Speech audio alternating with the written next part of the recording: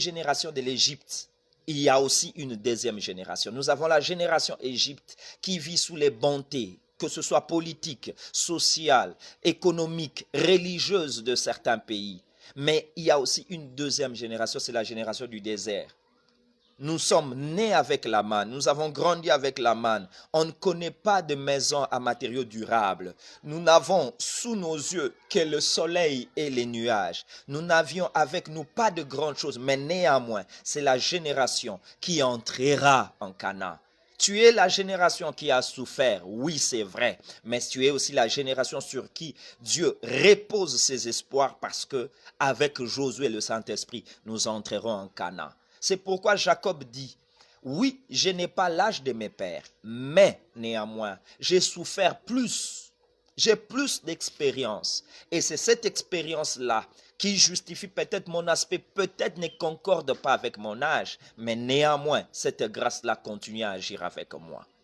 Je n'ai pas l'âge de mes pères, mais j'ai plus d'expérience. Ainsi, à cause de ces deux choses, la Bible dit Jacob bénit Pharaon. J'aime beaucoup cette courte phrase. Jacob bénit Pharaon. Pourquoi?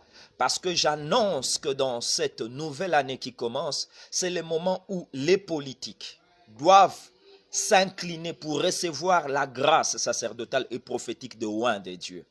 C'est le moment où on doit reconnaître l'autorité et la suprématie de l'Église. Bien sûr, en commençant par reconnaître, il est vrai, notre culpabilité dans les désordres, dans les crises du monde, mais aussi, après cette reconnaissance qui entraîne la repentance, nous allons nous relever et commencer à proclamer l'autorité du Christ que nous avons, dont nous sommes porteurs, afin d'amener Jacob, d'amener Pharaon à vivre la grâce.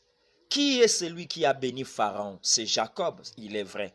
Mais regardez bien, Jacob, ce n'est qu'un simple individu, il ne peut pas bénir, car plusieurs disent, c'est l'inférieur qui est béni par les supérieurs. Malheureusement, de quel inférieur ou de quel supérieur parle-t-on? Ce n'est pas celui qui a plus le matériel qui est supérieur, mais celui qui a l'esprit supérieur. C'est celui qui en lui détient ce que nous appelons, nous continuerons à proclamer cela, le Bokulaka, la grâce supérieure, le pouvoir sacré de Dieu. C'est eux qui sont supérieurs et c'est eux qui doivent bénir. Ne lisez pas ce pouvoir-là par rapport au matériel, par rapport aux possessions. Sinon, vous allez vous tromper, vous égarer. Bien-aimé dans les Seigneurs, Jacob bénit Pharaon alors qu'il n'était qu'un simple, presque un réfugié politique ou économique.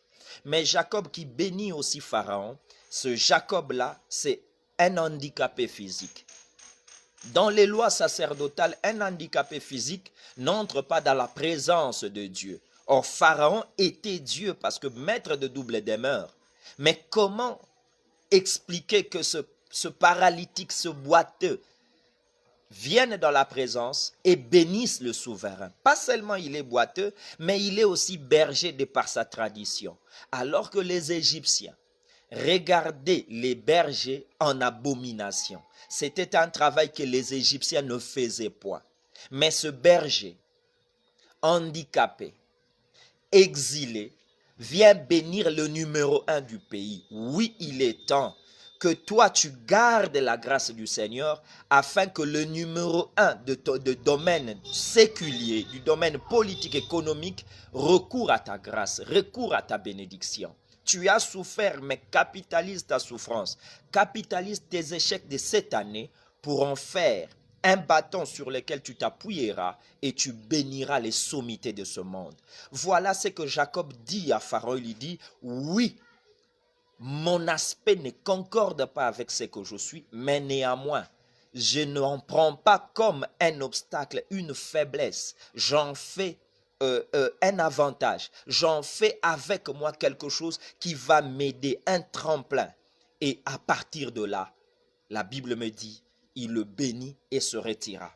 Qu'est-ce que je viens dire et quel message je viens vous partager? Bien-aimés dans les Seigneurs, bientôt 2020 commence, c'est dans quelques heures. Tout dépend du réseau, du fuseau horaire d'où vous pouvez être. Dans quelques heures, nous serons dans une nouvelle année selon le calendrier des hommes.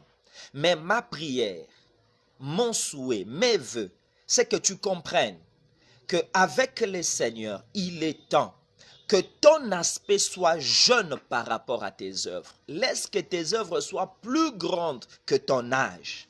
Fais tout que ton vrai âge ne soit pas similaire à ce que tu fais. Fais encore de grandes choses. Pour cela, enlève la peur.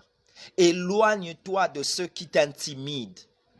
Isole-toi s'il le faut de ceux qui te disent tu cries comme ils l'ont fait avec notre frère Barth. Accroche-toi à ceux qui te disent prends courage car il t'appelle. Car Dieu n'a pas encore fini avec toi. Dieu a encore une grande histoire à écrire avec toi. Je ne connais pas encore le nombre de pages, mais il m'a soufflé que tu viens de finir l'introduction. Il y a encore de phases de développement, car la conclusion n'est pas encore pour maintenant. Je dis à quelqu'un, je prie pour quelqu'un, que ton aspect soit encore jeune que ton âge. Pourquoi? Parce que les dieux de la Bible, c'est la mère aigle.